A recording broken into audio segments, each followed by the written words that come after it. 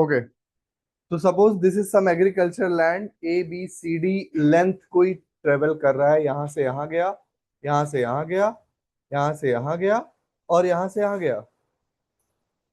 तो तुम इसी को तो पेरीमीटर बोलते हो। You call this distance is equal to perimeter. ठीक है। एंड कोई पूछे कि ये एल है, ये बी है, तो व्हाट इज पेरीमीटर? तो it is 2 times L plus B, and answer will come in metre. Answer, अरे एमकेएस सिस्टम में हम बात करेंगे हमेशा। ओके, मीटर, किलोग्राम, सेकंड, ये है standard unit. Okay, which is called SI unit. SI stands for some French word, सिस्टमे इंटरनेशनले टाइप समथिंग, बट हम लोग एसआई बोल लेंगे। मतलब हर देश में अलग अलग यूनिट्स थी। People sat and they decided कि हम लोग एक कॉमन यूनिट यूज करें ताकि सबको समझ आए, आसानी हो, कन्वर्जन्स ना करने पड़े बार बार।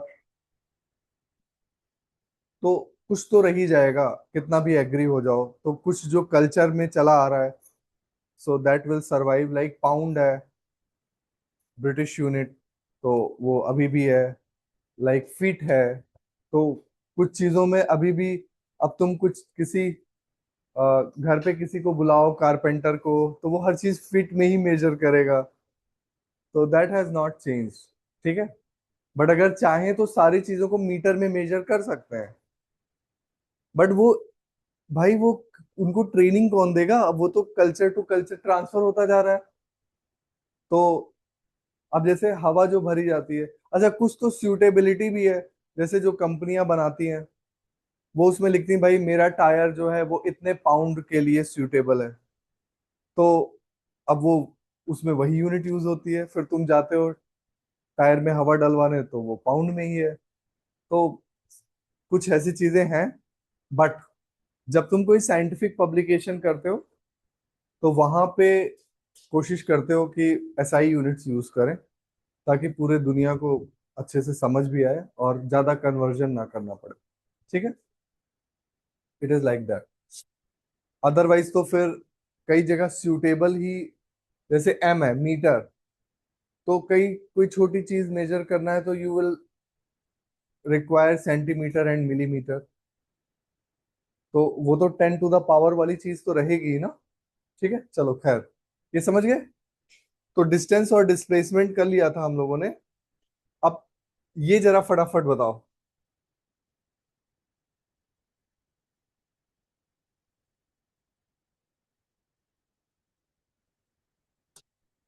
An object has moved through a distance. Can it have zero displacement? If yes, support your answer with an example. बताओ कैसे। सॉरी, वाह, कितना बढ़िया एग्जाम, रेलेवेंट एग्जाम्पल है। A farmer moves along the boundary of a square field of side 10 meters in 40 seconds. What will be the magnitude of displacement of the farmer at the end of 2 minutes 20 seconds from the initial position? बताओ भाई, जल्दी बताओ। ये answer मत याद करो, उसको करके बताओ।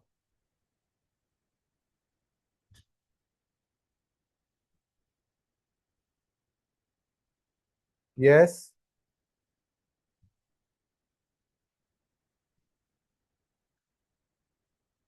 कोई स्क्वायर फील्ड है इस तरीके की,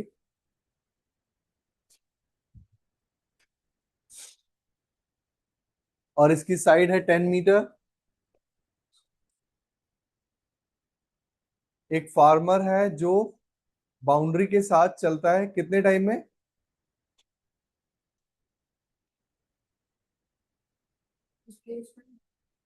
नहीं, ये 10 नहीं गिवन है। A farmer moves along the boundary of a square field.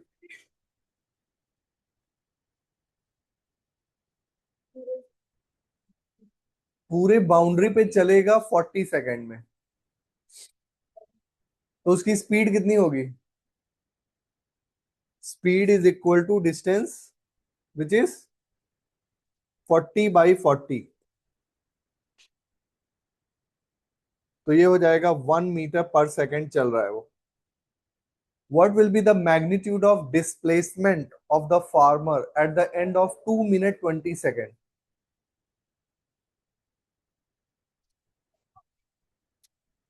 Speed is equal to distance upon time.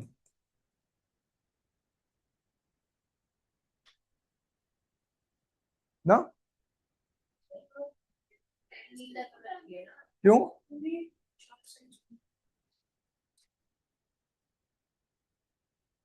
ठीक है, अब बताओ, 1 मीटर चल रहा है 1 सेकेंड में, 1 मीटर पर सेकेंड चल रहा है, तो 2 मिनट 20 सेकेंड्स में क्या होने वाला है? तो time is equal to 2 minute 20 second. ये कितने सेकेंड्स हो गए?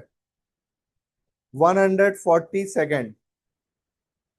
तो 140 सेकेंड में बताओ क्या होगा? ये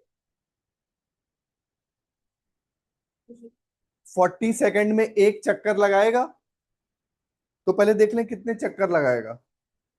तो 140/40 कर दूं तो पता चल जाएगा कितने राउंड लगाएगा, या फिर तुम चाहो तो डायरेक्ट डिस्टेंस भी कैलकुलेट कर सकते हो। ठीक है, डायरेक्ट डिस्टेंस कैसे कैलकुलेट करूं बताओ भाई? Distance is equal to speed into time. Speed है 1 और टाइम है 140, तो कितने मीटर चल गया? 140 मीटर। तो देखो, 40 40 40 एंड देन यहां पहुंच जाएगा, तो 120। 140 चलना है, 140 मतलब 120। तो 40 40 40 120 यहां तक हो गया, फिर 130 140 150 140 यहां तक आ गया। समझ आए? तो डिस्प्लेसमेंट क्या होता है, इसको डायरेक्ट ज्वाइन कर दो। ये इनिशियल पोजीशन है, ये फाइनल पोजीशन है, तो डिस्प्लेसमेंट हो जाएगा 10√2, क्योंकि 10 10 का साइड है, तो जो डायगोनल होगा, अरे ये भी 10 है, ये भी 10 है ना, तो पाइथागोरस थ्योरम लगा दो। If you want this side, चलो अब ये कॉपी में करो ये क्वेश्चन अच्छे से।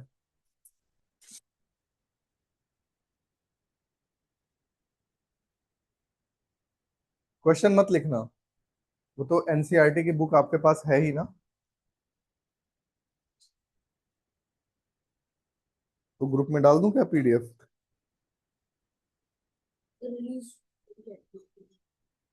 किस डेट को बोला था?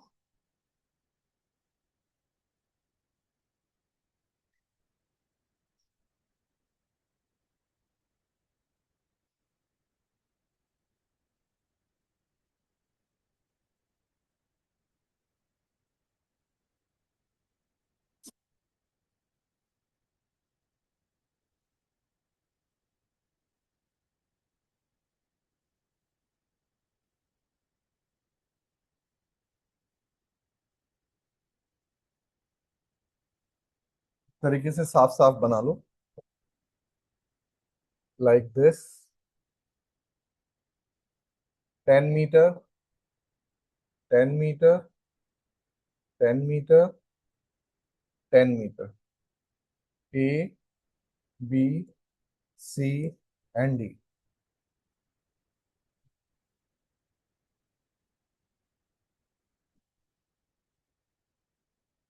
तो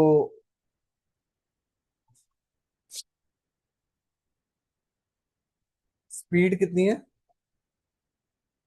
डिस्टेंस अपॉन टाइम। डिस्टेंस है 40 मीटर, टाइम है 40 सेकेंड, स्पीड आ गई 1 मीटर पर second.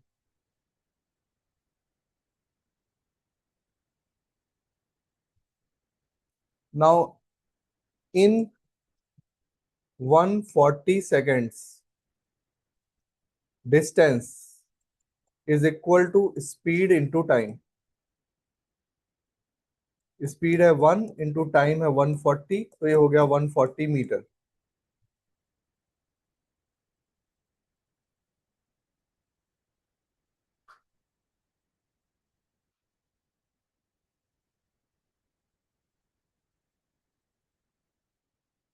Starting from A 140 is equal to 120 plus 20। 120 is 3 rounds plus 20। 120 मतलब 3 round, 40 plus 40 plus 40 and then 20।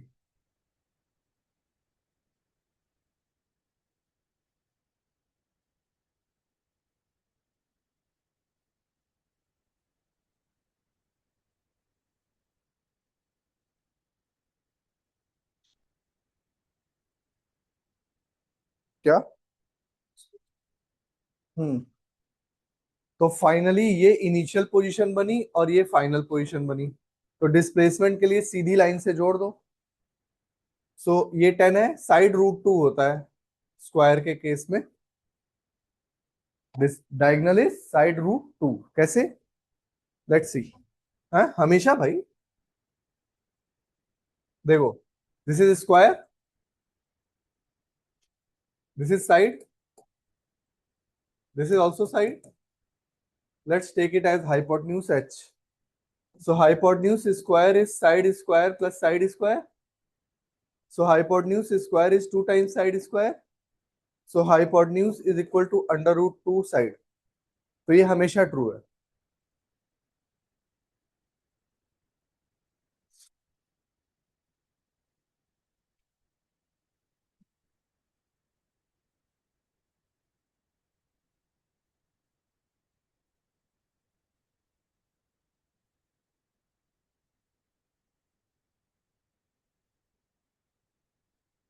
तो फिर ये डिस्प्लेसमेंट कितना हो गया?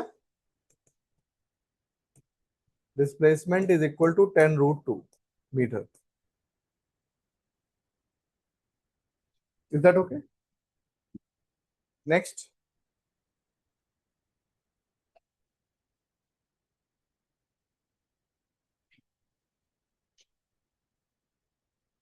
तो स्क्वायर का हाइपोटेन्यूज क्या होगा हमेशा? साइड रूट 2 ना। मैंने प्रूफ कर दिया, इधर देख लो।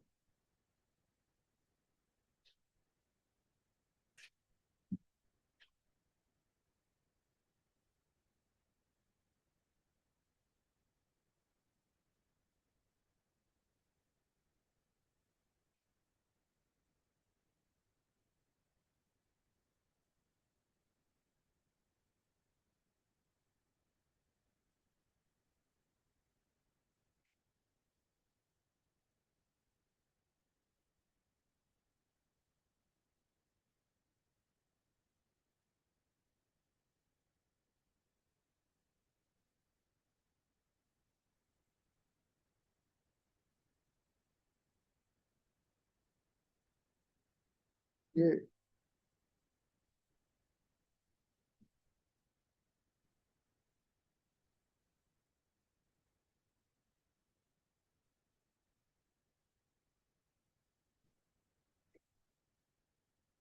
Okay.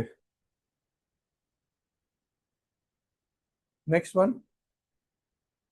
Which of the following is true for displacement? It cannot be 0. False.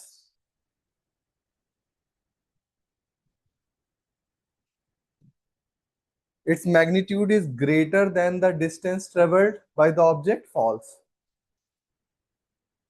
It can be less than or equal to. लिख लो, displacement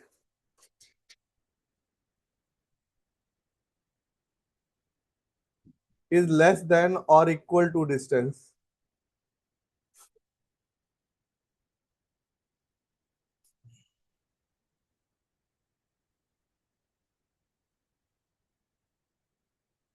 क्यों? दिख रहा है अच्छे से? भाई जैसे डिस्प्लेसमेंट शॉर्टेस्ट है, तो वो ज्यादा से ज्यादा, अगर तुम स्ट्रेट लाइन में चल रहे हो तो वो डिस्टेंस के इक्वल हो सकता है, बट ज्यादा नहीं हो सकता। जैसे तुम अपने घर से स्ट्रेट लाइन में ट्रेवल करके मान लो यहां तक आए, तो ज्यादा से ज्यादा क्या होगा? है, बाई चांस मान लो उड़ के ही आ जाओ, मान लो तुम मक्खी हो, तो स्ट्रेट लाइन में आ गए, तो स्ट्रेट लाइन में आ गए तो डिस्टेंस और डिस्प्लेसमेंट इक्वल हो गया। अदरवाइज क्या होगा कि बिकॉज तुम स्ट्रेट लाइन में तो आते नहीं हो, तो तुम्हारा डिस्टेंस हमेशा ज्यादा होता है। ट्यूशन और घर के बीच में जो डिस्प्लेसमेंट है, उससे तुम हमेशा ज्यादा तुम्हारा डिस्टेंस होता है, क्योंकि तुम थोड़ा बहुत तो ऐसा तो होगा नहीं कि रास्ते में कुछ आया तो उसके ऊपर स्पाइडरमैन बन गए। ठीक है, चलो अब लिखो uniform motion and non uniform motion.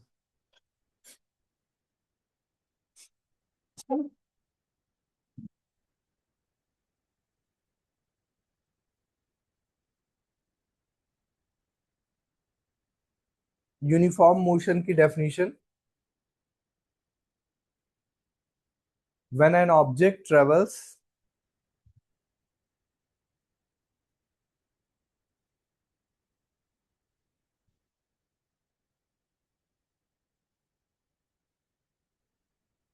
when an object travels equal distance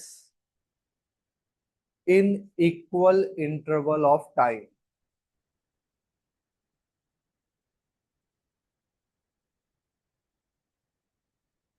When an object travels equal distance in equal interval of time, it is uniform motion.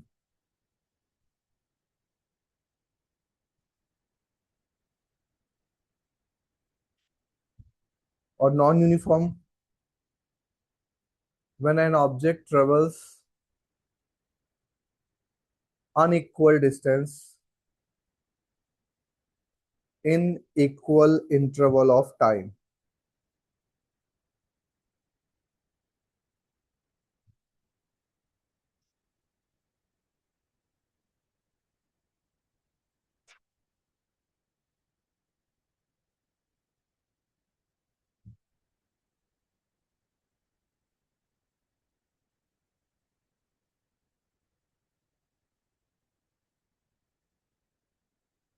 अब एग्जाम्पल बहुत सिंपल है। मान लो तुम किसी पॉइंट ए से B गए, मान लो तुम्हारा घर है, स्कूल है, ठीक है, और तुम एक एक सेकंड में पूरे टाइम को डिवाइड कर लो। ठीक है, अब अगर मान लो तुम पहले सेकंड डी डिस्टेंस ट्रेवल कर रहे हो, this all is 1 second, 1 second, 1 second, 1 second. Her 1 second में तुम देख रहे हो कि तुम डी डिस्टेंस ही ट्रेवल कर रहे हो। इसका मतलब तुम्हारा मोशन कैसा है? यूनिफॉर्म है। Then your motion is uniform. तुमने टाइमर लगा दिया और तुम देख रहे हो कि हर सेकंड तुम सेम डिस्टेंस ट्रेवल कर रहे हो। जैसे जब तुम कभी यमुना एक्सप्रेस वे पे जाते हो, तो almost you can drive, her 1 minute में तुम 1 किलोमीटर ट्रेवल कर सकते हो। नहीं, एक्सप्रेस वे की बात कर रहा हूँ। जाम ही लग गया तो बात ही अलग है, तब zero distance in equal interval of time. ठीक है, तो इसको नंबर्स के टर्म में अगर हम समझें तो क्या होगा? ए से बी गए और तुम हर सेकंड या हर minute, whatever you decide, इसको सबको 1 1 सेकंड में ब्रेक कर दो। और हर 1 सेकेंड में तुम देख रहे हो सेम डिस्टेंस ट्रेवल हो रही, सेम डिस्टेंस ट्रेवल हो रही। तो इसका मतलब हो गया कि ये यूनिफॉर्म मोशन है, अदरवाइज क्या है, नॉन यूनिफॉर्म। तो ये बताओ, तुम जो घर से स्कूल जाते हो वो यूनिफॉर्म मोशन है या non uniform? Non uniform.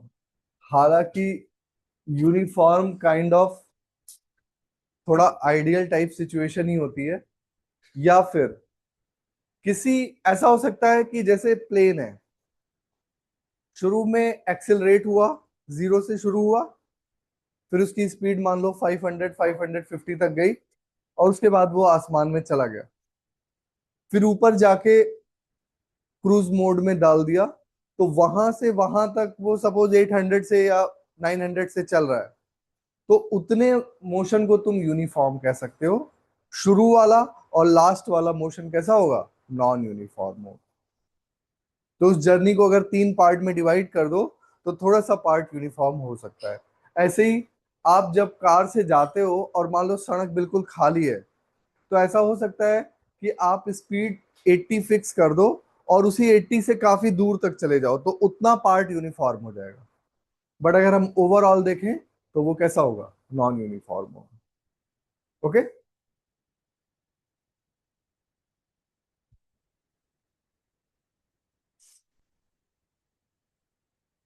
Data कहाँ दिया हुआ है?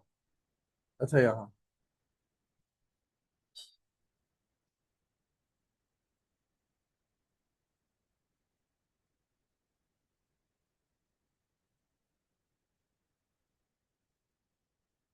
ये बताओ जरा डेटा देख के,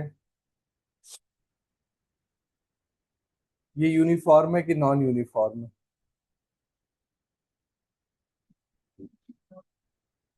हम्म। कैसे? टाइम इंटरवल कितना है? 15 मिनट।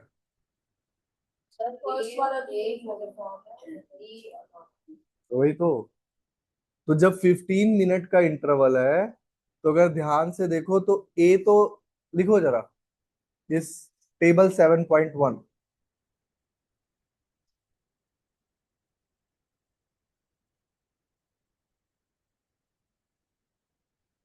ये जल्दी से बना सकते हो क्या?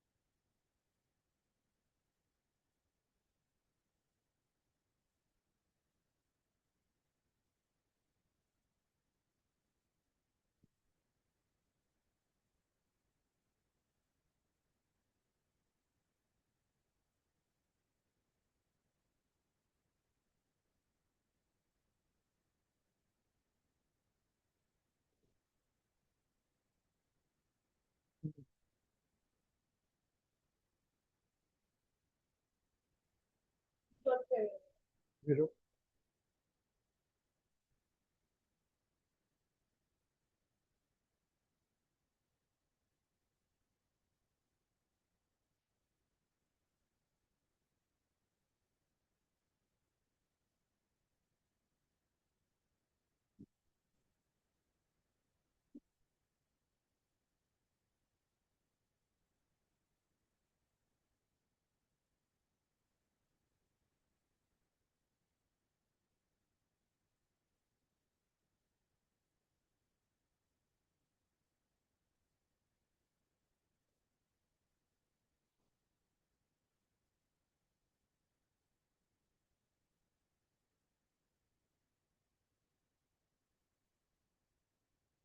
हाँ, उसका रीजन ये है कि जो पास वाले गैलेक्सीज हैं, मतलब हम दोनों एक दूसरे को अट्रैक्ट कर रहे हैं। You are right. Most of them are going away, but locally few things happen for universe. Like two galaxies are like nothing ना। मैंने बताया था 10 to the power 23 गैलेक्सीज है। एक के आगे 23 जीरो लगाओ।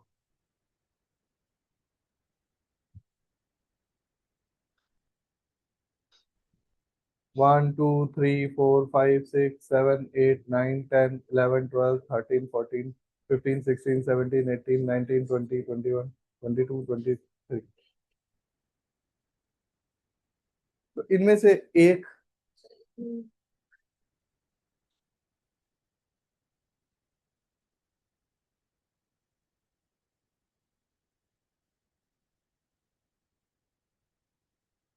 Okay,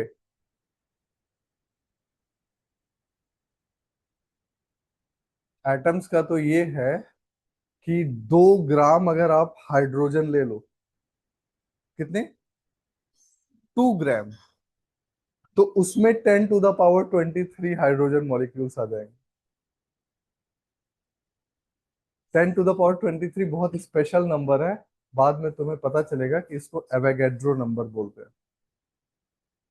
Avogadro. पता नहीं स्पेनिश है कि है। एवोगैड्रो, अवागाद्रो।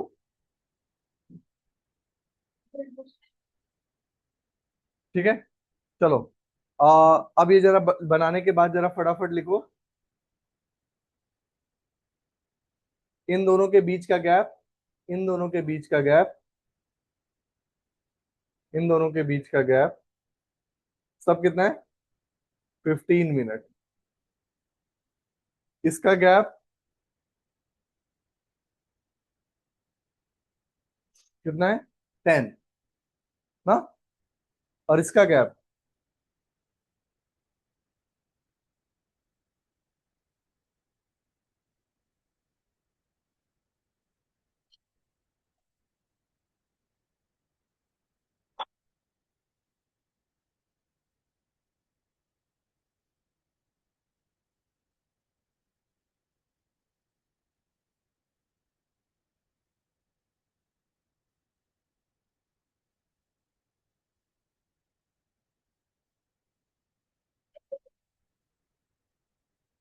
हम्म,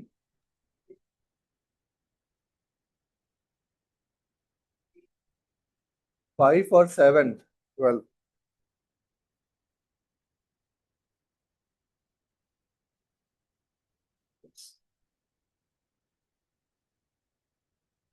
ठीक है, तो पहला कैसा हो गया, यूनिफॉर्म।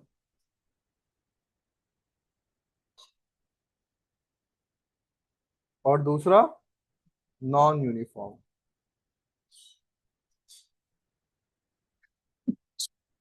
ओके, अभी तक हमने इस चीज पे डिस्कशन नहीं किया। जैसे अभी तक आपने पढ़ा कॉन्सेप्ट ऑफ डिस्टेंस, डिस्प्लेसमेंट और टाइम, बट हमें ये नहीं पता हाउ क्विक। तो ये बड़ी इंपॉर्टेंट चीज है, हाउ क्विक। और उसको मेजर करने के लिए जो क्वांटिटी आती है, उसको हम कहते हैं स्पीड। तो स्पीड क्या बताती है कि रेट ऑफ मोशन। स्पीड क्या बताती है, रेट ऑफ मोशन। तो लिखो जरा, speed, speed is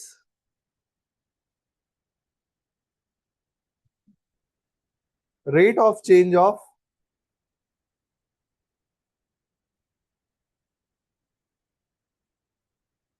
distance per unit time. मतलब ये हो गया डिस्टेंस अपॉन टाइम।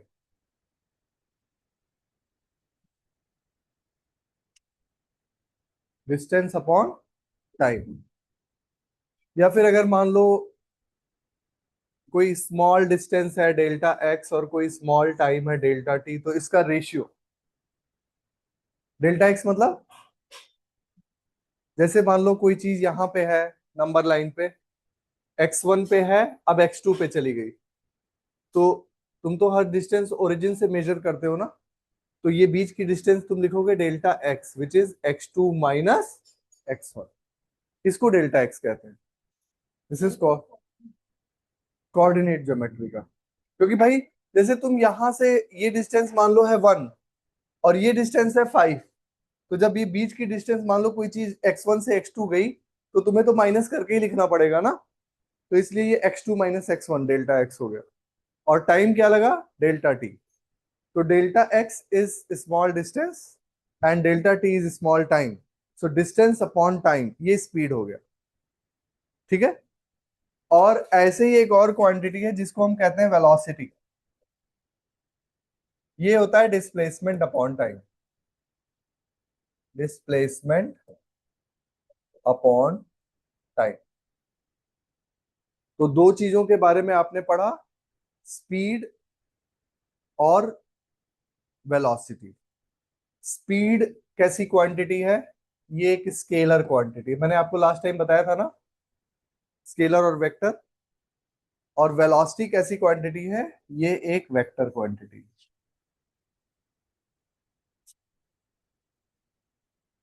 देखो, स्पीड में डायरेक्शन इंपॉर्टेंट नहीं है, बट वेलोसिटी में डायरेक्शन इंपॉर्टेंट है, क्योंकि डिस्प्लेसमेंट में डायरेक्शन इंपॉर्टेंट है, डिस्टेंस में डायरेक्शन इंपॉर्टेंट नहीं। Distance is just total path length. ठीक है।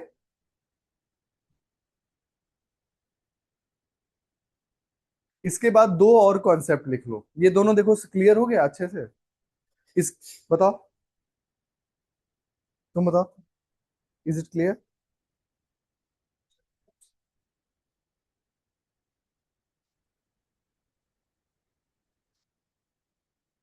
देखो वेलोसिटी में कुछ खास नहीं है, स्पीड में खास है डिस्टेंस, और वेलोसिटी में खास है डिस्प्लेसमेंट। तो if you understand distance and displacement, then you understand speed and velocity also.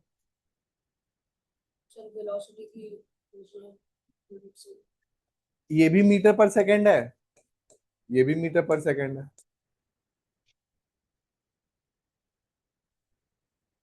दोनों मीटर पर सेकंड है।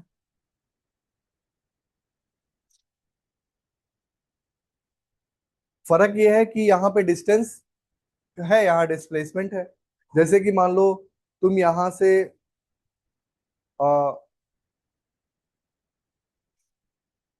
ऐसे गए और फिर ऐसे गए, चलो एक क्वेश्चन कर लेते हैं।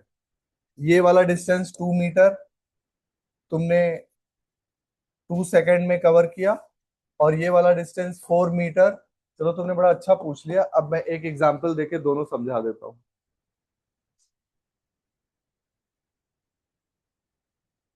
तो कौन चलना चाह रहा है?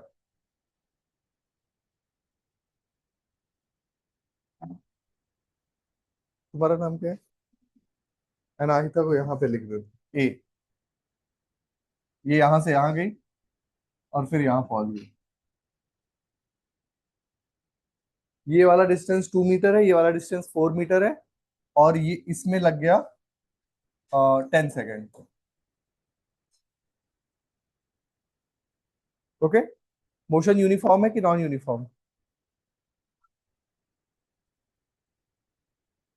अगर मैं वहां पे 4 सेकंड लिख देता तो यूनिफॉर्म हो जाता, equal distance in equal interval of time ना। अब बताओ, पार्ट ए है कि स्पीड क्या है। तो स्पीड है डिस्टेंस अपॉन टाइम। हम्म। तो डिस्टेंस कितना है बताओ भाई, सॉरी, डिस्टेंस बताओ भाई, तुम बताओ। ए से बी गया और बी से सी गया, गई, तो डिस्टेंस कितना है? यहां से यहां 2 मीटर, यहां से यहां 4 मीटर, तो टोटल डिस्टेंस कितना हुआ? 6। तो स्पीड होता है डिस्टेंस अपॉन टाइम।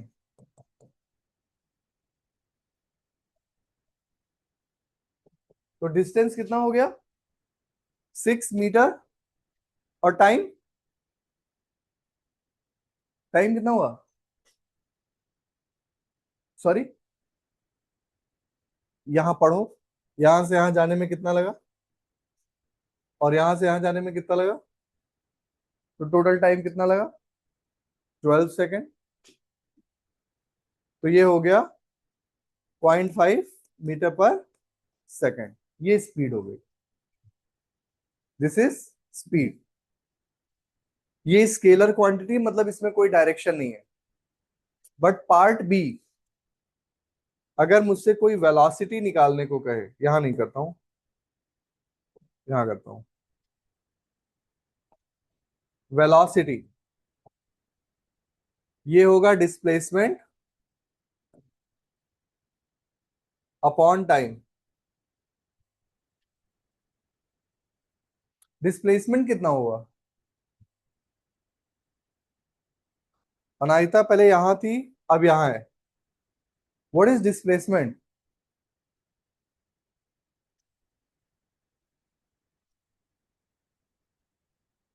रिद्धि बताओ, कैसे निकालें डिस्प्लेसमेंट? क्या क्या डेफिनेशन है? Shortest distance between initial and final position. तो इसको ऐसे एक लाइन से कनेक्ट कर दें। ये कितना हो जाएगा? √2² प्लस 4² विच इज √20।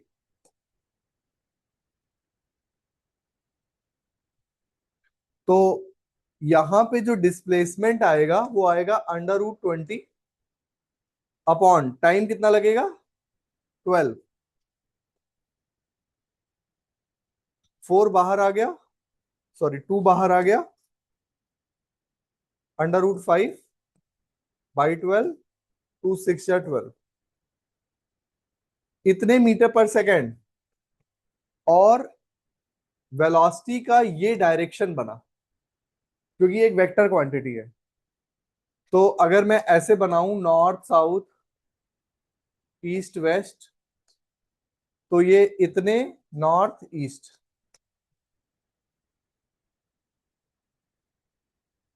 तो वेलोसिटी इज अ क्वांटिटी। अब ये बहुत अच्छा क्वेश्चन मैंने तुम्हें करा दिया, जिसमें डिस्टेंस भी आ गया, डिस्प्लेसमेंट भी आ गया। प्लीज एक बार फिर से देखो और आस्क डाउट्स।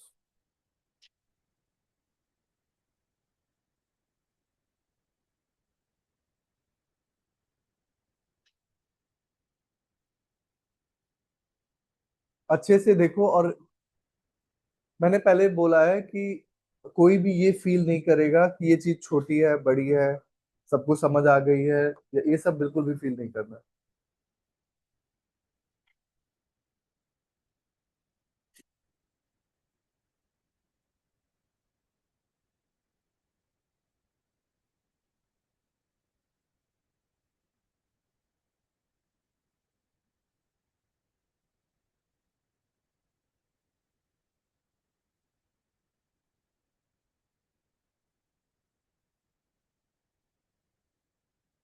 तो ये कैसी क्वांटिटी है जिसमें डायरेक्शन भी है?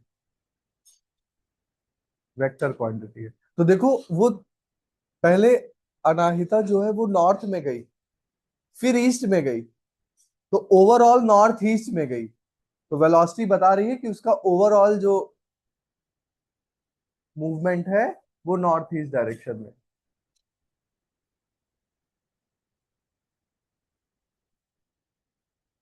एक बार देख के बताओ जरा, समझ आ रहा है नहीं? यदि बताओ, कोई भी चीज, कोई स्टेप नहीं क्लियर है? बिकॉज ये क्वेश्चन मैंने ऐसा लिख दिया है, इससे आपको डिस्टेंस और डिस्प्लेसमेंट, स्पीड एंड वेलोसिटी सब क्लियर हो गया।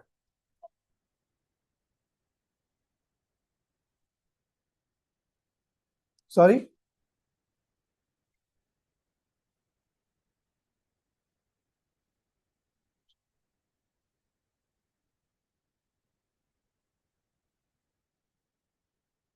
क्योंकि वो स्क्वायर है, मैंने प्रूफ नहीं कर दिया तुम्हें।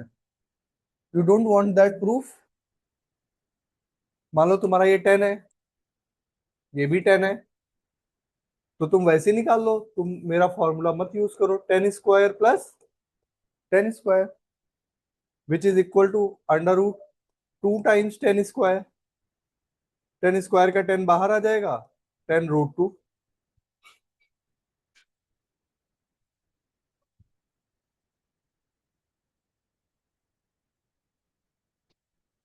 तो ठीक है भाई।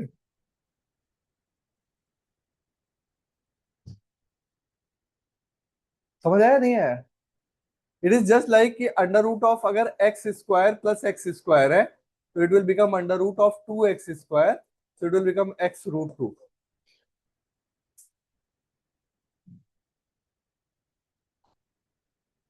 So this question clears distance,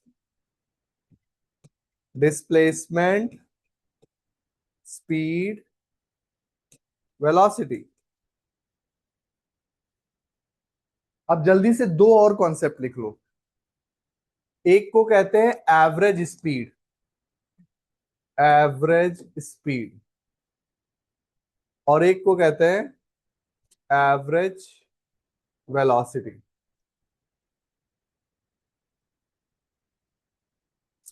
average speed है total distance travelled upon total time taken. Total distance travelled upon total time taken.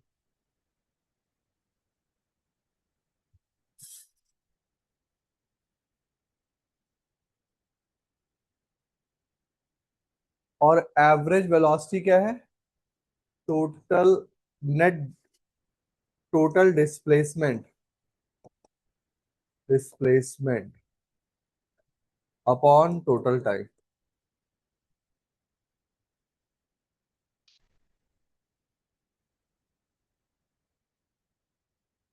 तो डेली लाइफ में हम लोग हमेशा एवरेज यूज करते हैं। जैसे मान लो तुम यहां से गए अपने घर, फ्रेंड के घर जो कि गुड़गांव में रहता है, तो तुम यहां से चले, पहले तुम्हारी पार्किंग में स्पीड 0 थी, फिर थोड़ी बढ़ी, फिर बाहर निकले, फिर 0 हो गई, फिर रेड लाइट पे 0 हो गई, बीच में फिर चले, ऐसे करते करते तुम गुड़गांव पहुंचे। तो मान लो तुमसे पूछे कि भाई तुम कैसी स्पीड से आए, तो तुम ये थोड़ा ना बताते हो कि पहले 0 पे थे, फिर 20 पे गए, फिर 40 पे गए। तुम क्या करोगे? तुम करोगे total distance travelled upon total time taken. सीधा तुम, अभी आ जाएगा।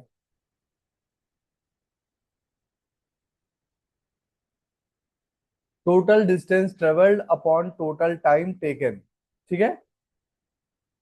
तो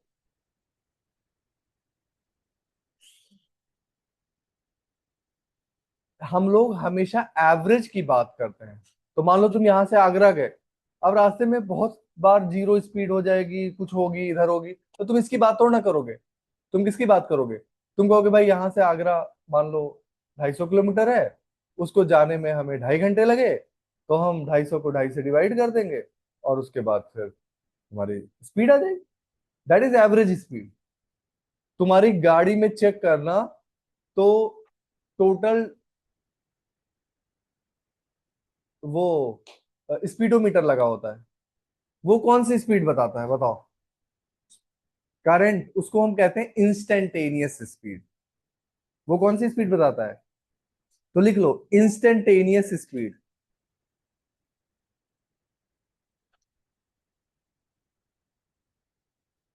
इंस्टेंटेनियस स्पीड।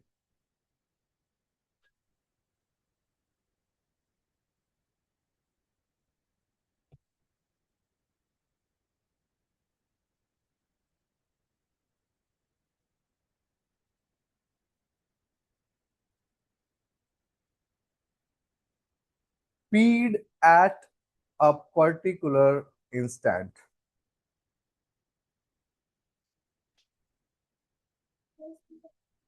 इंस्टेंट किसी पर्टिकुलर इंस्टेंट पे जो स्पीड है, that is called instantaneous speed. वैसे तो एक बुक मैथ्स की आ गई है, वो किसी, हाँ हाँ, वो एक्यूरेट नहीं है, मुझे भी लगा कुछ ज्यादा जल्दी जल्दी में लिख दिया।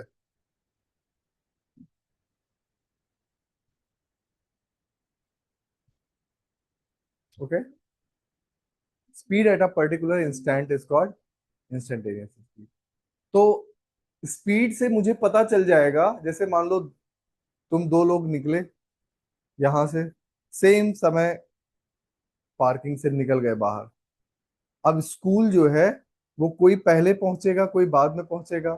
इसका मतलब जो पहले पहुंच रहा है उसकी एवरेज स्पीड ज्यादा है, उसकी एवरेज स्पीड ज्यादा है, तभी तो आप कम टाइम ले रहे हो।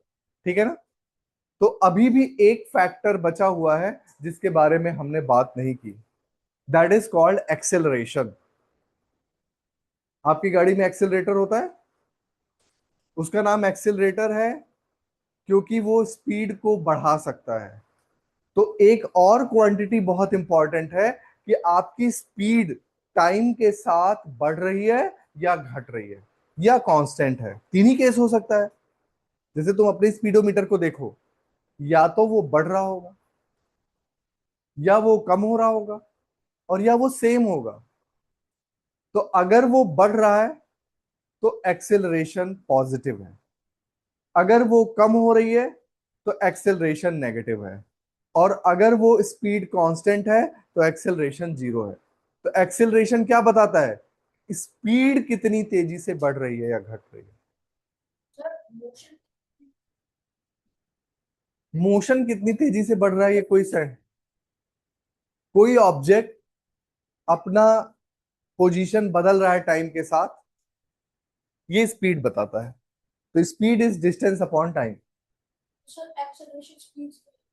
एक्सेलरेशन बताता है कि स्पीड कितनी तेजी से बदल रही है, and that factor is very very important.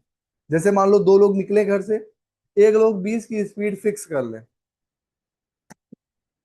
और एक लोग एक्सेलरेटर पे पैर रख दे, स्पीड 20 30 40 50 60 70 80 90 100। तो acceleration becomes a very very important factor. नहीं, ये पढ़ाना है अभी अगली क्लास में। तो तुम्हें क्या क्या सीखना है मोशन में? मोशन रिलेटिव है, फिर मोशन में डिस्टेंस क्या है, डिस्प्लेसमेंट क्या है, फिर स्पीड क्या है, वेलोसिटी क्या है, और उसके बाद एवरेज स्पीड क्या है, एवरेज वेलोसिटी क्या है, और उसके बाद इंस्टेंटेनियस स्पीड क्या है। ये भी तो पढ़ा ना, speed at a particular instant.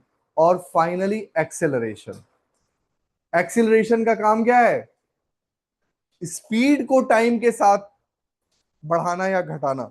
अगर बढ़ाएगा तो एक्सेलरेशन है, और अगर कम करेगा तो उसी का नाम क्या हो जाता है? रिटार्डेशन। तो जब तुमने एक्सेलरेटर एक्सेलरेटर पे पैर रखा तो इट इज एक्सेलरेशन, और जब तुमने ब्रेक पे पैर रखा तो रिटार्डेशन। डी एक्सेलरेशन भी कह सकते हैं। You don't like the word retardation? हाँ, मतलब नहीं होना चाहिए।